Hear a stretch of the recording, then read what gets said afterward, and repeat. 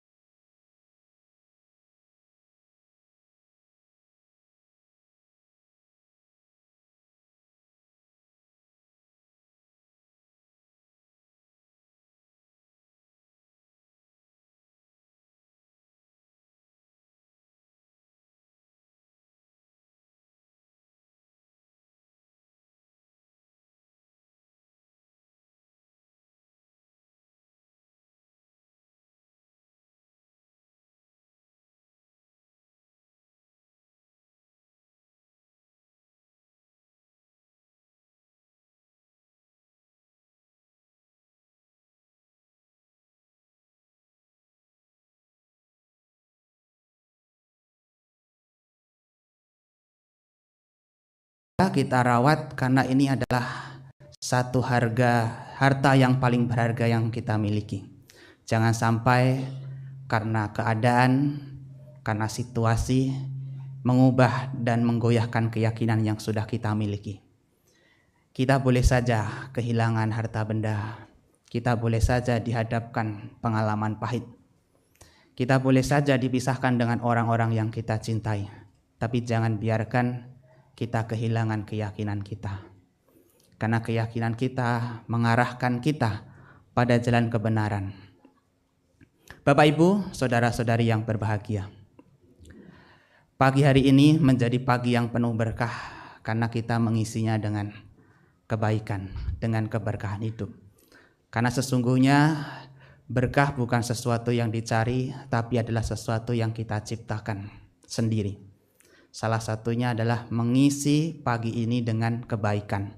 Maka kebaikan ini menjadikan hidup kita penuh berkah. Karena kata Sang Buddha juga, pagi itu menjadi pagi yang baik tatkala kita mampu mengisinya dengan kebaikan. Siang itu menjadi siang yang baik tatkala kita mampu mengisinya dengan kebaikan. Demikian juga malam itu menjadi malam yang baik tatkala kita mampu mengisinya dengan kebaikan. Artinya hari-hari kita akan menjadi hari yang penuh berkah, hari yang baik kalau kita mampu mengisinya dengan kebaikan. Bapak Ibu, saudara-saudari yang berbahagia, pada pagi hari ini Bante akan menyampaikan satu topik Dhammadesana terkait tentang menyembuhkan luka batin yang berubah menjadi amarah. Kita sadari atau tidak, setiap orang di dunia ini memiliki masalah dan luka batinnya sendiri-sendiri. Setiap orang memiliki rintangan dan juga masalahnya masing-masing.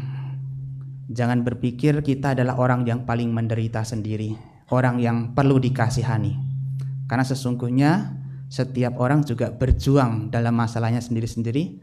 Semua orang juga sedang berjuang untuk menyembuhkan luka batinnya sendiri-sendiri. Luka batin ini dapat muncul, dapat lahir dari peristiwa pengalaman pahit, seperti perpisahan dengan orang yang dicintai, kehilangan materi ataupun kedudukan atau popularitas, pengkhianatan, sikap yang tidak adil, kekecewaan, serta kehidupan yang tidak berjalan seperti keinginan. Setiap orang memiliki luka batinnya masing-masing. Kalau luka batin ini tidak dikelola dengan baik, tidak dipahami dengan bijak, maka luka batin ini dapat berubah menjadi amarah yang menghancurkan. Luka batin tidak hanya menyakiti diri sendiri, tapi juga bisa berimplikasi pada permasalahan sosial lainnya. Karena orang yang memiliki luka batin, dia akan cenderung melakukan perbuatan yang merugikan. Tidak hanya diri sendiri, tapi bisa juga berdampak pada kerugian yang lain. Bapak, Ibu, saudara-saudari yang berbahagia, setiap seseorang mengalami peristiwa pahit dalam hidupnya, ada dua hal yang mungkin ia bisa lakukan. Kalau dia tidak sedih, dia akan menjadi marah-marah. Dia sedih karena kehidupan tidak sejalan dengan apa yang dia harapkan. Terjadinya jarak antara kenyataan dan ekspektasi membuatnya menjadi sedih, karena ternyata kehidupan berbeda jauh dari apa yang ia inginkan. Demikian juga sebagian orang menjadi marah ketika melihat situasinya tidak sejalan dengan apa yang dia inginkan.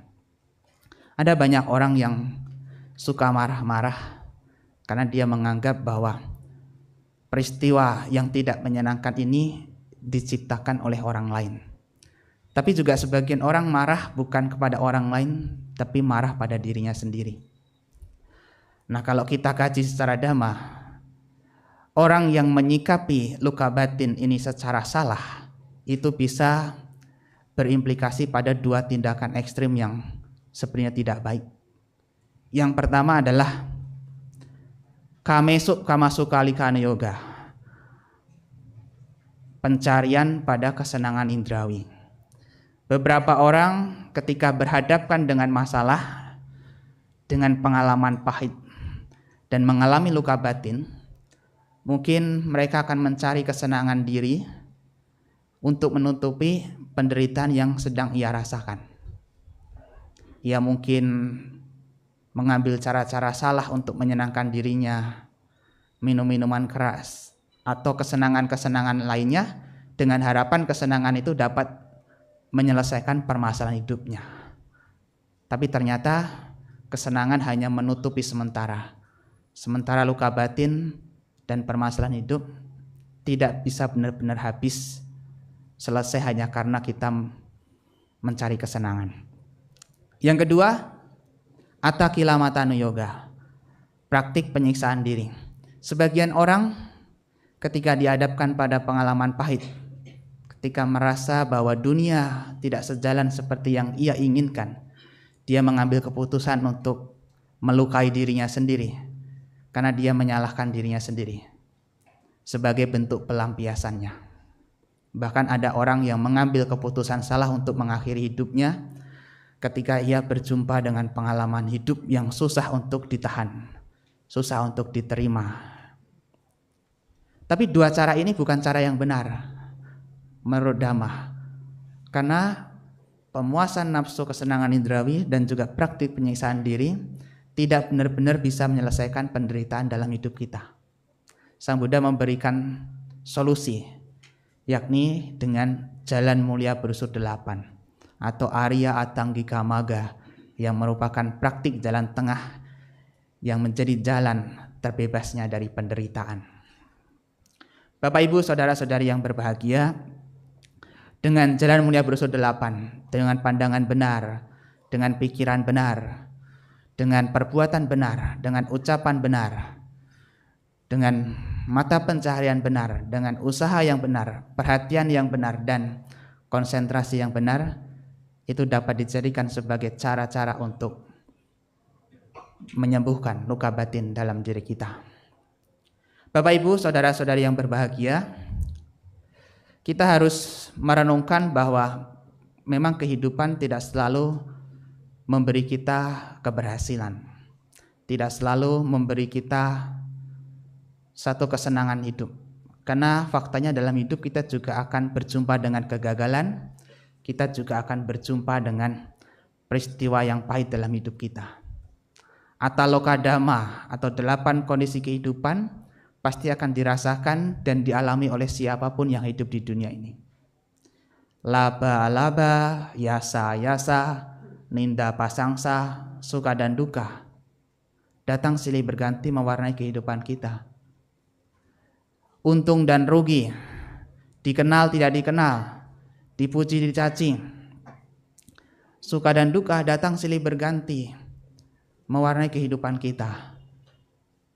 Kehidupan terkadang tidak bisa memberi kita pilihan karena kita tidak diberi kesempatan untuk memilih situasi yang baik-baik saja.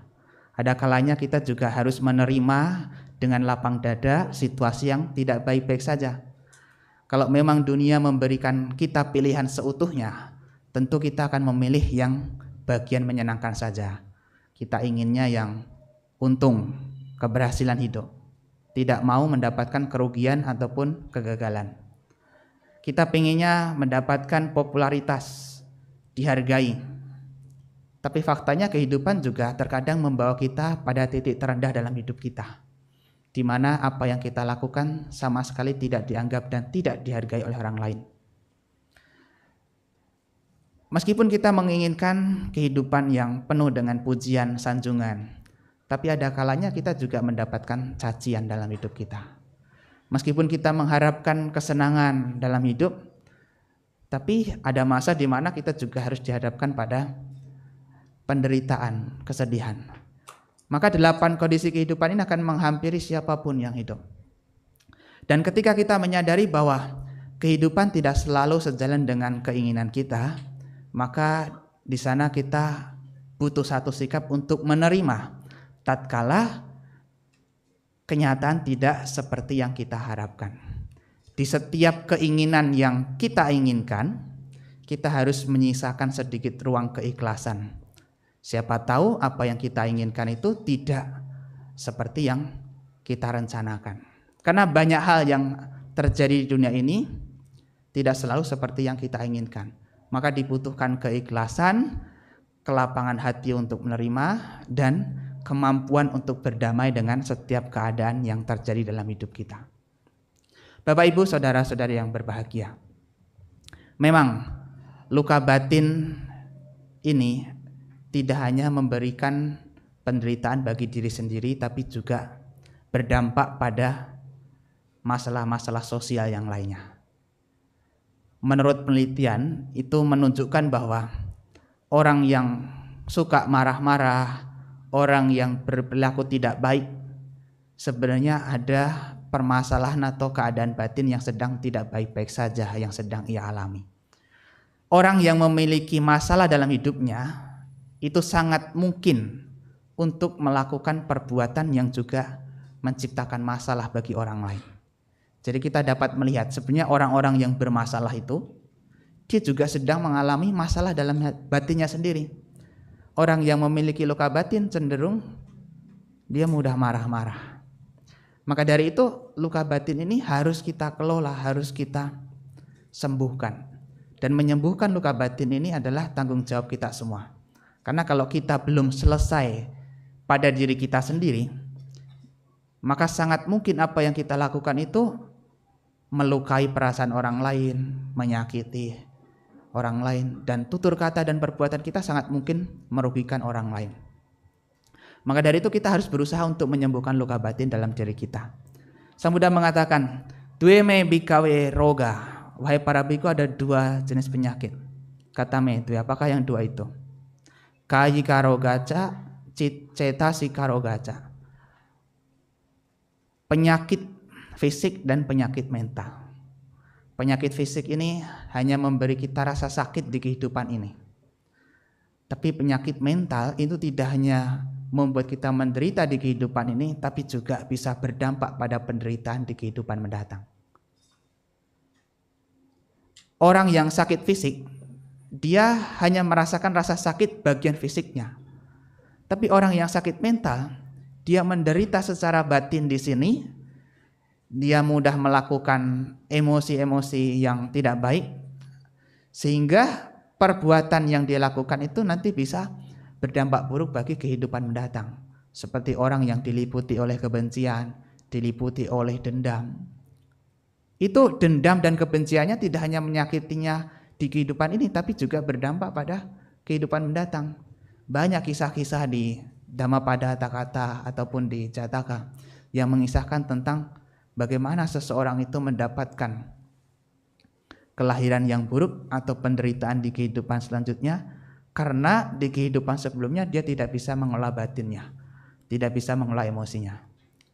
Maka dari itu kita semua bertanggung jawab, berkewajiban untuk menyembuhkan luka batin kita sendiri, harus bisa mengelola pikiran kita, mengelola dan menjaga batin kita agar jangan sampai dikuasai oleh emosi-emosi yang negatif seperti kebencian dan kemarahan. Karena kalau kita tidak bisa melakukan itu, maka akan ada banyak hal buruk yang terjadi dalam hidup kita. Karena Sang Buddha mengatakan, Mano pubanggama dhamma mano seta mano maya manasacce paduttena basatiwa karotiwa tatonang dukaman weti cakang wawahato padang. Pikiran adalah pendahulu, pikiran adalah pelopor, pikiran adalah pembentuk. Barang siapa yang berucap dan bertindak dengan pikiran yang kotor, maka penderitaan akan mengikutinya bagaikan roda yang mengikuti kereta yang ditarik oleh lembu. Artinya apa? Setiap perbuatan, baik itu ucapan maupun jasmani, yang didasari dengan pikiran yang kotor, itu akan membawa kita pada perbuatan-perbuatan buruk yang nanti ujungnya akan membawa penderitaan bagi diri kita. Maka dari itu kita harus bisa menjaga pikiran kita. Jangan sampai pikiran kita dikuasai oleh kebencian, dikuasai oleh kemarahan. Kalau pikiran kita bersih, maka perbuatan kita akan cenderung bersih. Ucapan kita juga akan baik, lembut, sopan. Perbuatan jasmani kita juga akan baik. Mano pubanggama dhamma mano seta mano maya manasacce pasannena basatiwa karotiwa tatonang sukamanweti cayawa anapayini. Pikiran adalah pendahulu, pikiran adalah pelopor, pikiran adalah pembentuk. Barang siapa yang berpikir, barang siapa yang berucap, berbuat dengan pikiran yang bersih, maka kebahagiaan akan mengikutinya, bagaikan bayang-bayang yang tidak meninggalkan bendanya. Artinya kalau pikiran kita bersih, itu akan mengkondisikan ucapan dan perbuatan jasmani kita yang baik. Dan itu akan mendatangkan kebahagiaan dalam hidup kita. Maka jagalah pikiran. Karena kata Sang Buddha, citang dantang sukawahang. Pikiran yang terjaga atau pikiran yang terkendali membawa kebahagiaan. Bapak Ibu, saudara-saudari yang berbahagia. Kemarahan, kebencian tidak akan pernah membawa kedamaian dalam hidup kita. Maka jangan biarkan diri kita dikuasai oleh kemarahan atau dikuasai oleh kebencian. Sekalipun mungkin keadaan sedang tidak baik-baik saja, sekalipun mungkin perlakuan orang lain itu menyakiti hati kita, tapi jangan biarkan diri kita terus terpenjara dalam dendam dan amarah. Karena amarah dan dendam itu tidak akan pernah membawa kita pada kedamaian batin. Justru akan membawa kita pada penderitaan yang semakin dalam. Kalau di dalam kitab Visuddhimagga itu disampaikan, kebencian atau amarah atau kemarahan itu diibaratkan seperti halnya seseorang yang menggenggam bara api, bermaksud untuk melemparkannya kepada orang lain. Jauh sebelum bara api tersebut melukai orang lain, bara api itu sudah lebih dulu melukai orang yang menggenggamnya. Sama, demikian juga kebencian dan amarah itu lebih dulu menyakiti orang yang membenci dan suka marah-marah daripada orang yang dibenci dan dimarahi. Maka dari itu kita harus bisa menjaga emosi kita, menjaga pikiran kita, jangan sampai kita dikuasai oleh kebencian dan amarah. Memang dalam hidup ini kita tidak selalu mendapatkan perlakuan yang baik dari orang lain. Ada kalanya kita mendapatkan perlakuan buruk dari orang lain. Tapi jangan biarkan perlakuan buruk itu membuat diri kita bersikap buruk juga pada orang lain. Kalaupun ada orang lain menyakiti kita, membenci kita, jangan biarkan diri kita diliputi kebencian yang sama untuk melakukan hal yang serupa kepada orang lain. Sekalipun orang lain menyakiti kita, jangan sampai kita berpikir untuk membalas dendam. Karena kata Sang Buddha, sebagaimana di dalam Karanimetta Sutta disampaikan, jangan karena marah dan benci mengharap yang lain celaka. Jadi jangan karena kita dikuasai oleh kebencian, kita sampai mengharapkan atau melakukan tindakan untuk mencelakai orang lain.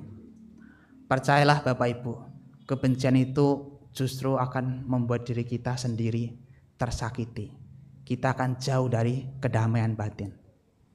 Memaafkan memang tampak terkadang tidak adil, tapi memaafkan itu jauh lebih mendamaikan batin daripada kita memendam amarah dan emosi. Jadi sejahat apapun orang lain memperlakukan kita, jangan sampai kita berniat jahat untuk membalasnya.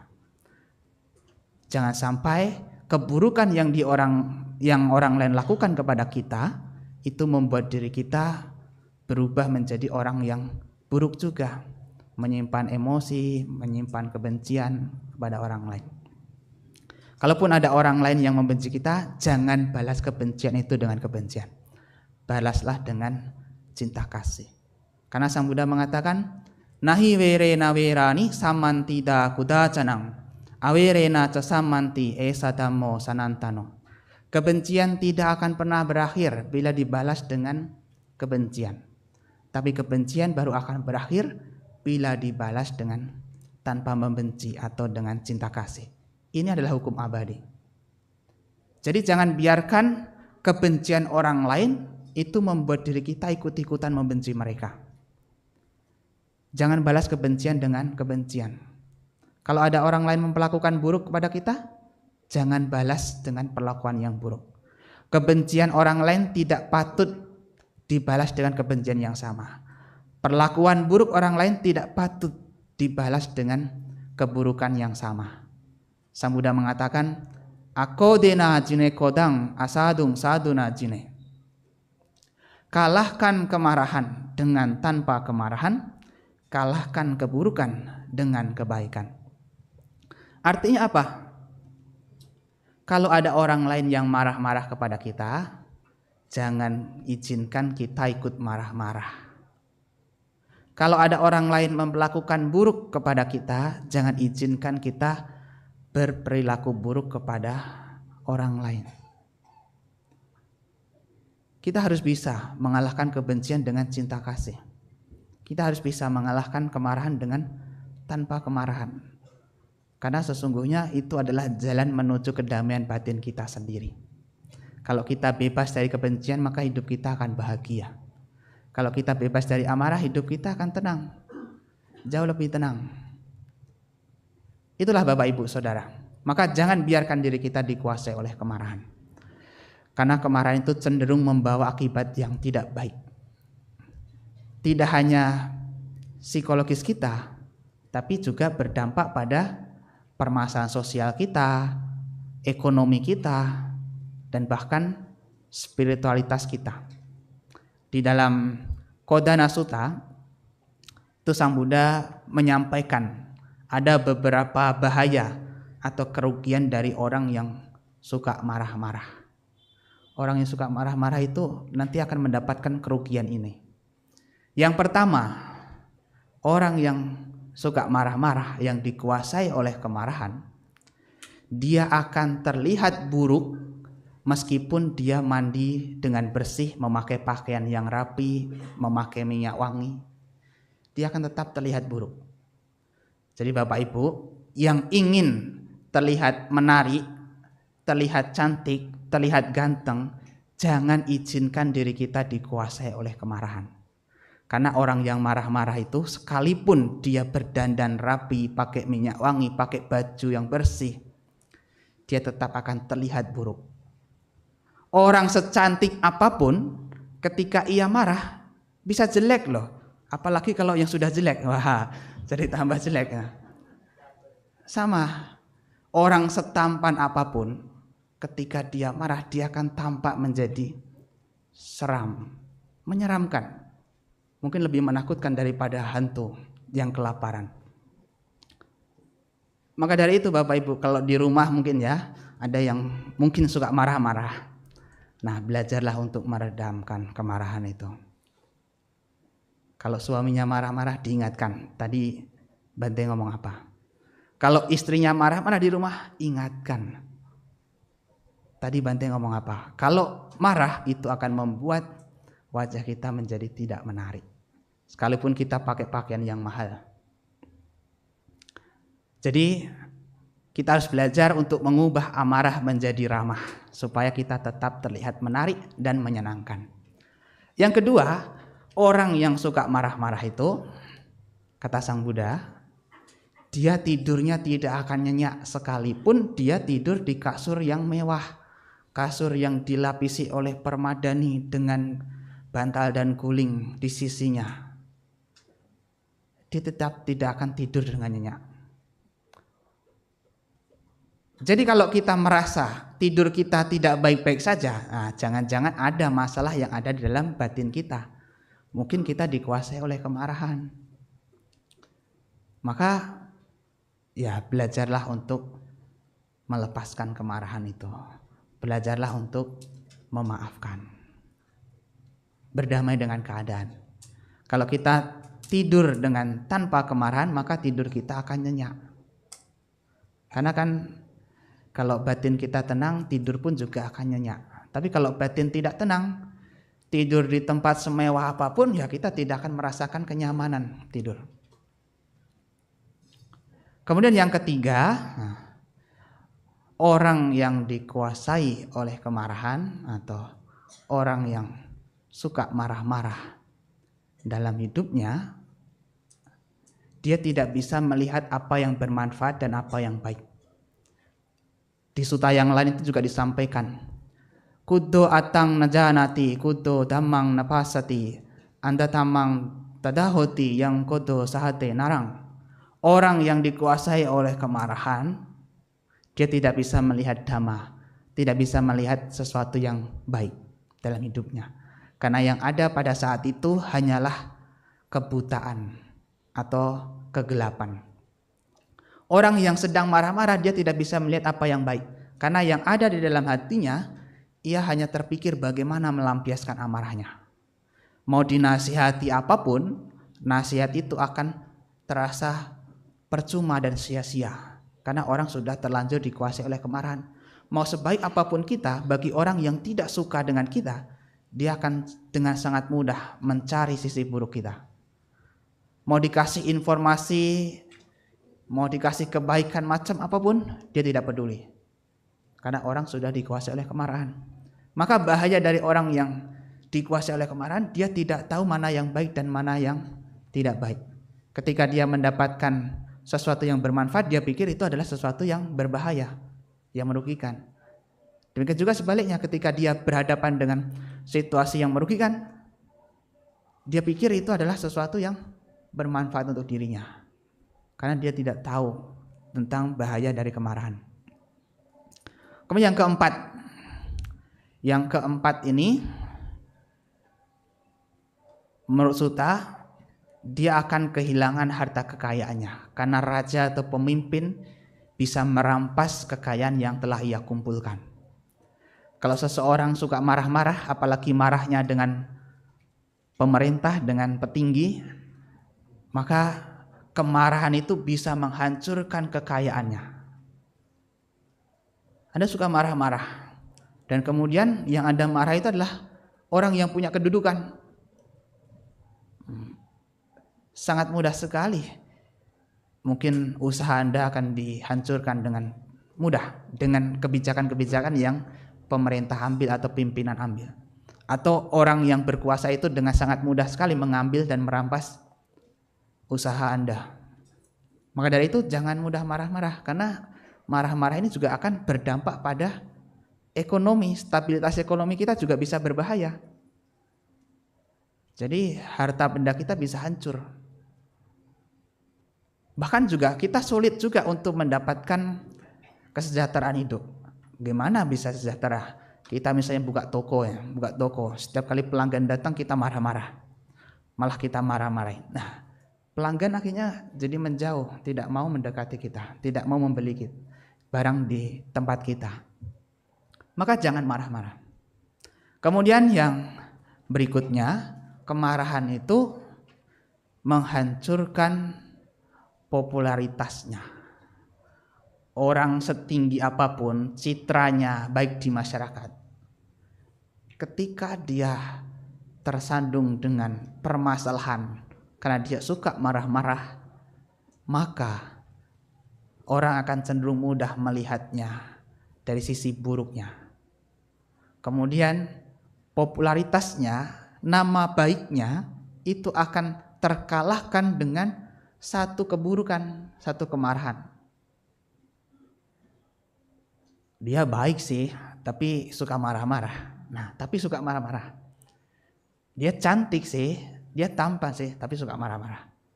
Dia kaya sih, tapi suka marah-marah.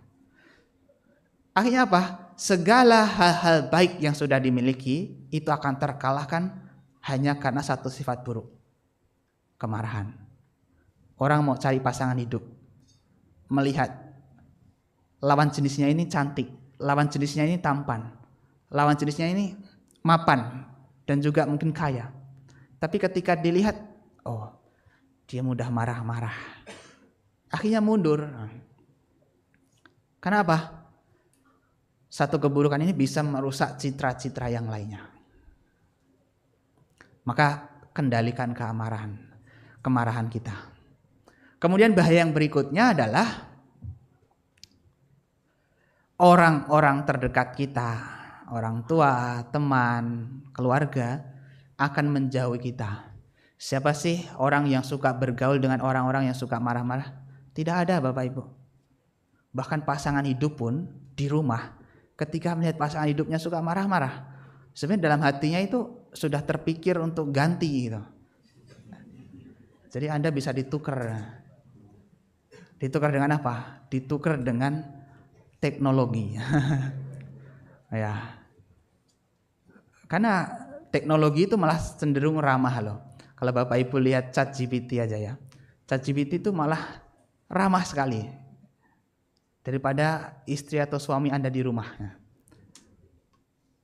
Nah, jadi kalau istri atau suami Anda suka marah-marah, sebenarnya pasangan Anda itu bisa muak gitu dengan sikap Anda. Maka jagalah diri. Jangan marah-marah. Jangan mudah marah-marah. Orang-orang terdekat kita pasti akan menjauhi kita. Siapa yang mau dekat-dekat dengan api? Tidak ada. Karena api kemarahan itu justru nanti akan membawa dampak buruk dalam hal-hal lainnya. Kemudian yang berikutnya, yang ketujuh adalah bahaya bagi orang yang marah-marah. Dia akan mudah melakukan perbuatan buruk melalui ucapan maupun jasmani yang pada akhirnya mengantarkannya pada penderitaan setelah kematian. Jadi orang yang mudah marah-marah dia akan suka sekali melakukan keburukan.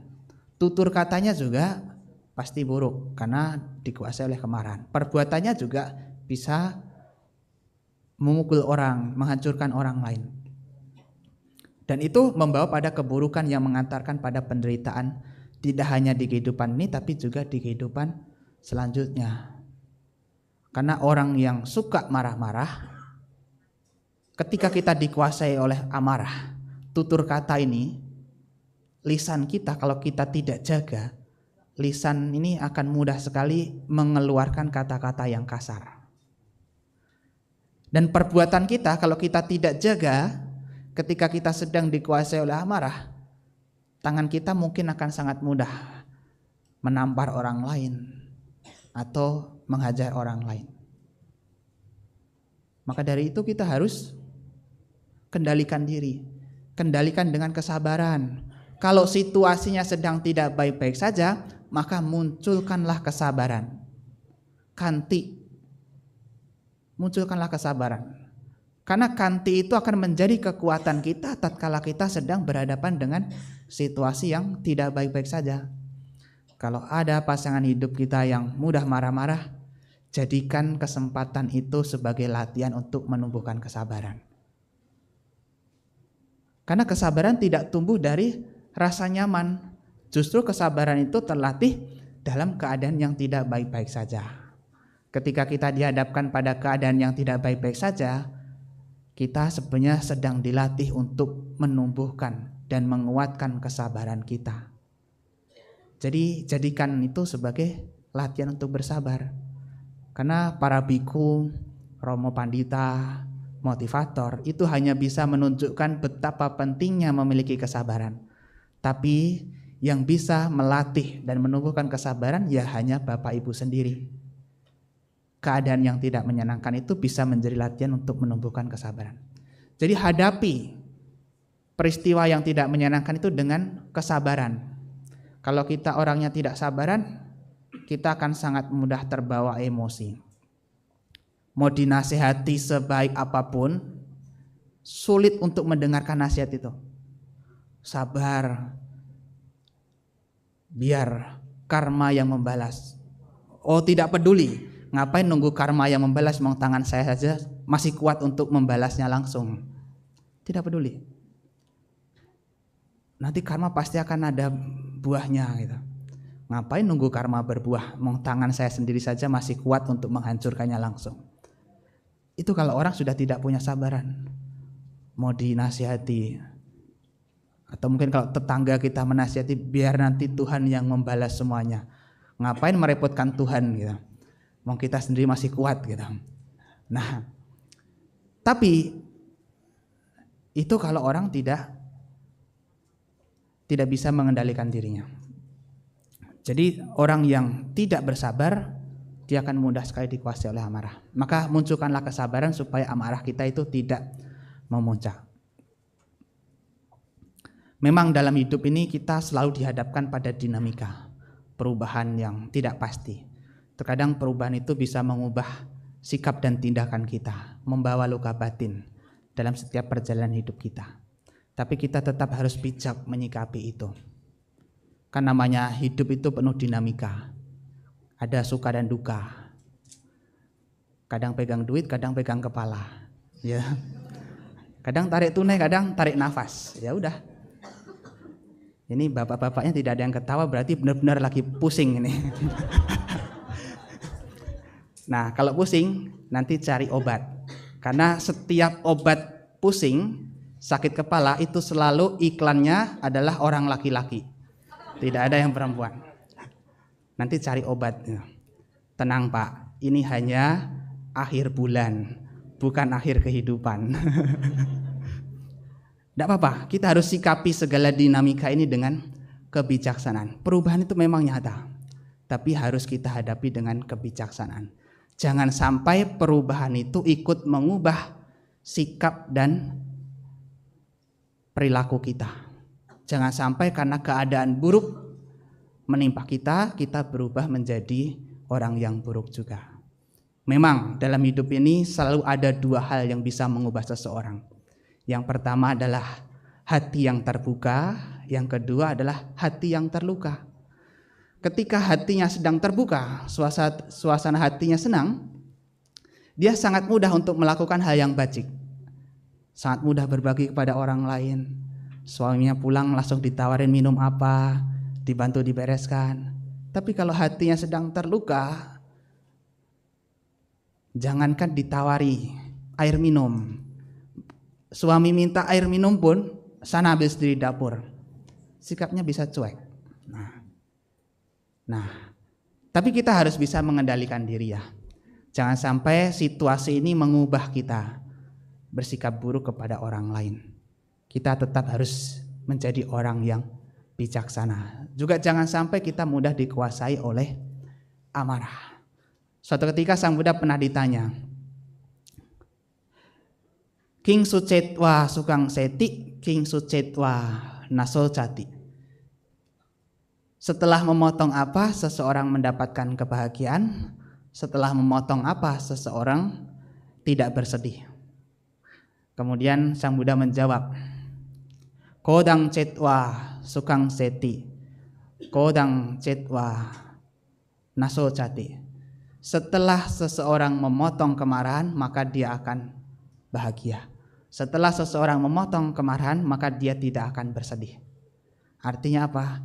Kalau kita bisa menyingkirkan kemarahan dalam hidup kita bisa berdamai dengan setiap keadaan dalam hidup kita, maka kita akan bahagia. Kita tidak akan bersedih.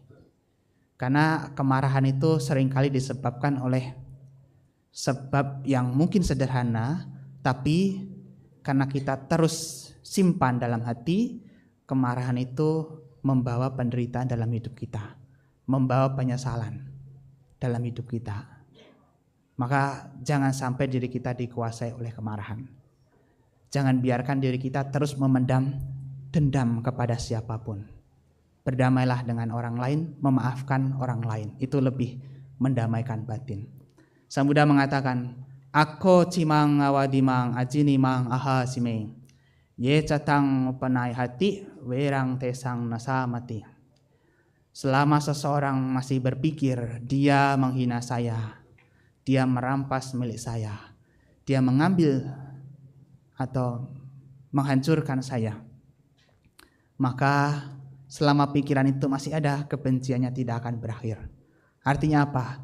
Kalau kita masih terus memendam keburukan yang orang lain pernah lakukan kepada kita masih menyimpan amarah itu, maka kebencian kita tidak akan bisa berakhir.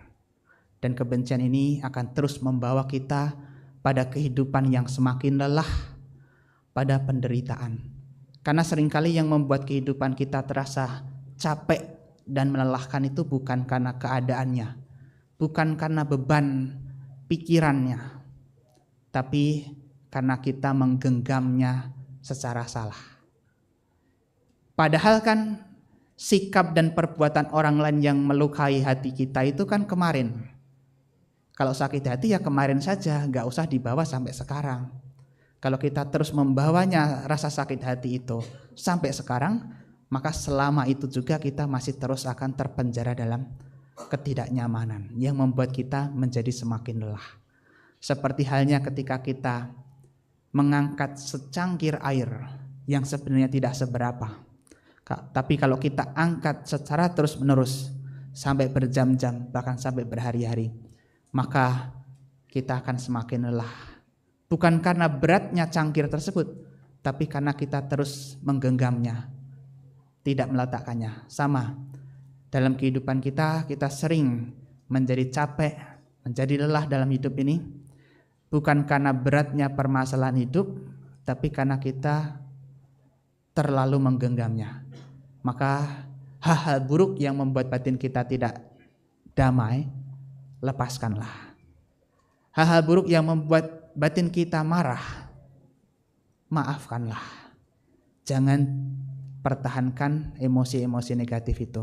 Jangan biarkan hal-hal buruk itu mengambil energi kita, sehingga kehidupan kita terasa begitu capek dan melelahkan.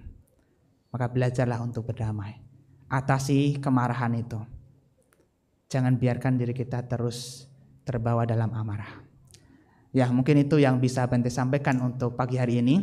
Semoga nasihat ini bisa mengubah hidup kita menjadi orang yang menjadi pribadi lebih baik lagi, mudah mengendalikan diri, tidak sampai terbawa emosi, sehingga hidup kita penuh dengan kedamaian dan sikap dan perbuatan kita tidak merugikan orang lain. Akhir kata, sabe sata bawantu sukitata, semoga semua makhluk hidup berbahagia.